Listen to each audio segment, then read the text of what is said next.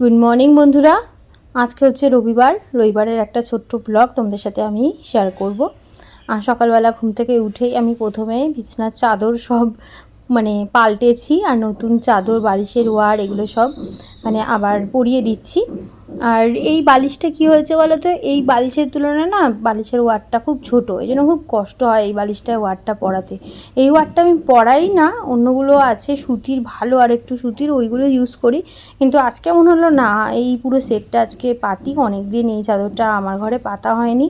আর এরকম চাদর পাতার সময় না আমার তো কী করি বলো তো, 4টে নট দিয়ে দিই চারদিকে।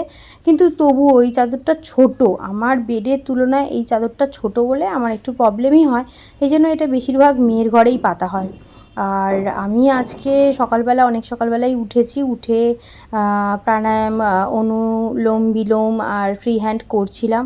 আর এই জন্য আমার মাথা চুল পুরো একদম ভিজে, একদম কি বলবো, কাদা কাদা হয়ে গেছে। আমার স্নান হয়নি এখনও, স্নানে যাব। স্নানের আগের আমার প্রচুর কাজ থাকে, সেই কাজগুলো আমি সেরে নিচ্ছি, তারপরে আমি স্নানে যাব।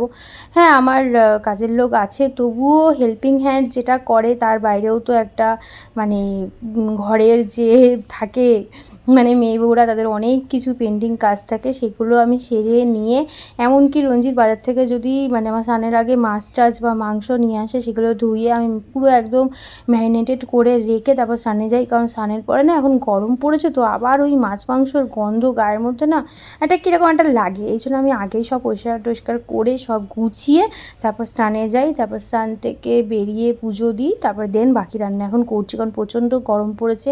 আর আমার এখানে ওই রান্নাঘরের যে পাখাটা, সেটার লাগানোর জায়গা নেই। আমার দুটো আছে, লাগানোর জায়গা নেই। একটুখানি ডিম সিদ্ধও করেছি, খিদা লেগে গেছে।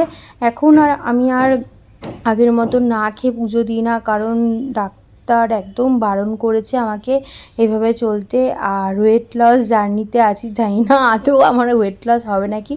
আর রঞ্জিত প্রত্যেক দিন আমাকে আখের রস লেবু দিয়ে করে নিয়ে এসে রেখে দেয় ফ্রিজে, বেরেও মুখের সামনে দেয়, কিন্তু আমি লেট করি, এখন না তখন না এরকম করি। আর চা খাওয়া অনেকটাই আমি বন্ধ করে দিয়েছি, দুধ চা খাওয়া, র চা খুব কম খাই।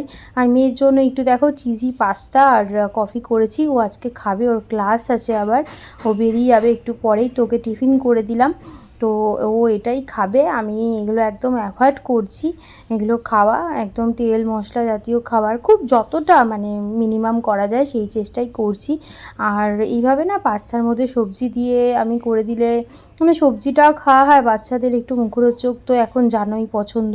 একটু মেয়ের জন্য মাছের ঝোল করেছি, আর এটা কাতলা মাছের ঝোল, আমার শাশুড়ি একটু আলু ভিন্ডি ভাজা, আর এখানে না একটা ছোটো মাছের চচ্চড়ি পাঠিয়েছে। আমি আজকে এটাই খাবো, আর কিছু আমি নিজের জন্য আজকে রান্না করিনি। আর সকালে তো রঞ্জিত ওর মায়ের কাছ থেকে খেয়ে বেরিয়েই গেছে। আর আমি এবার খেতে বসে যাবো, কারণ আমার সব বাকি কাজ হয়েই গেছে। আর এই নাইটিটাও না আমি কিনেছিলাম পয়লা বৈশাখে, জানি না তোমাদের বলা হয়েছে নাকি, আমার ঠিক এখন মনে পড়ছে না। খুব আরাম এই সাদা নাইটিটা। আমার মনে হচ্ছিলো আরও 2-4টে এরকম সাদার উপর কিছু কিনতে পারলেই গরমে মনে হয় খুব রেহাই পেতাম, এরকম মনে হচ্ছে।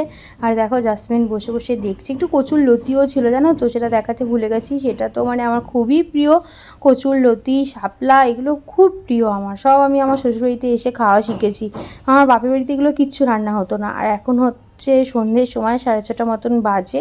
আজকে আবার আমি এই ড্রেসটাই পরেছি, বারে বারে ভিডিওতে তোমরা আমাকে এই ড্রেসটাই দেখছো, কারণ আমার আগের যত কুর্তি ছিল না যেগুলো আমি রেগুলার ওয়্যার করি কটনের, গরমে তো কটন ছাড়া পরতে পারবো না, তো সব না রং চং উঠে একদম নষ্ট হয়ে গেছে, ভালো লাগছে না। আবার সাইড দিয়ে অনেকগুলো সেলাইও না টান লেগে গেছে, আমার পরতে একদম ভালো লাগছে না। তো এটা হাতা লাগাবো করছি, তো রঞ্জিত তো বকাবকি করছে, হ্যাঁ কেন হাতা লাগাবে, এটা এইভাবেই ভালো লাগছে। ও আবার স্লিভলেস আমি পরলে ওর খুব ভালো লাগে। তো একটা ঠিক আছে রেখে দিই, ওর বলছে যখন যদি আবার আমার মাথায় আবার পরে হয় তখন আবার স্লিভ লাগিয়েও নেব। তো আমি মেলায় চলে এসেছি, এটা হচ্ছে আমাদের আলোচার ওখানে রাসমেলা। কিন্তু এইবারে জানো তো, এই নিয়ে আমার 2 দিন হলেও আমি রাসমেলায় এসেছি। প্রথম দিনে কোনো দোকান বসেনি, আমি চলে গেছিলাম।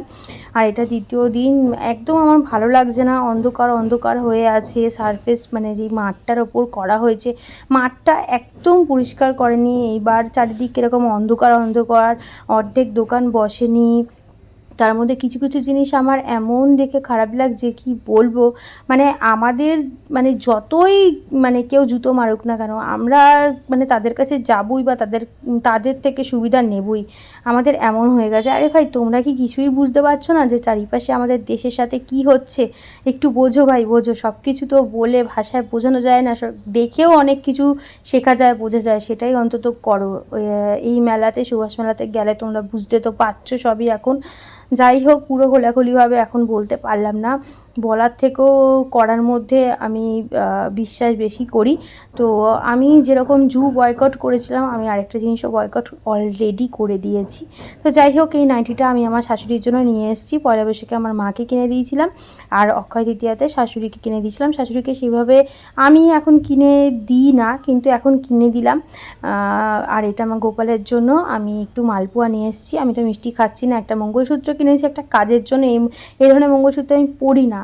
আর আমি আমার ফোনের কভার, গরিলা গ্লাস সব চেঞ্জ করেছি। এই ঝুনঝুনিটা কিনেছি আমি, আমার কেনার কোনো দরকার ছিল না, জাসমিনের জন্যই কিনেছি। একটা বৃদ্ধ লোক মানে তার হাত ধরে তার মানে অবিবাহিতা মেয়ে নিয়ে যাচ্ছিলো, আর ব্যাগের মধ্যে ঝুনঝুনি, বেলুন এগুলো বিক্রি করছিল। তো এদের থেকে আমার মনে হয় সবসময় কিছু না কিছু কিনে এদেরকে হেল্প করা উচিত। আমি যদি ডিরেক্ট হেল্প করতে চাই, ওরা নেবে না। আর এই জন্য আমি ওদের থেকে কিছু পারচেস করে ওদেরকে হেল্প করার চেষ্টা করি, যাতে ওদেরও মানে কিছু হেল্প হোক। আর এই পেঙ্গুইনটা আমি কিনে নিয়ে এসেছি, এটা আমি একান্তই আমার জন্য কিনেছি। এবার থেকে আমি ভেবেছি আমার ছোটোবেলার কিছু কিছু ইচ্ছা আছে যেগুলো পেন্ডিং রয়ে গেছে, সেগুলো আমি পূর্ণতা দেবো। আর জাসমিন এটাকে দেখে এত মানে রেগে গেছে, কি বলবো। এটার এখনও নাম দেওয়া হয়নি। নাম দেবো, কী নাম দেবো বলো তোমরা, তাড়াতাড়ি বলো কী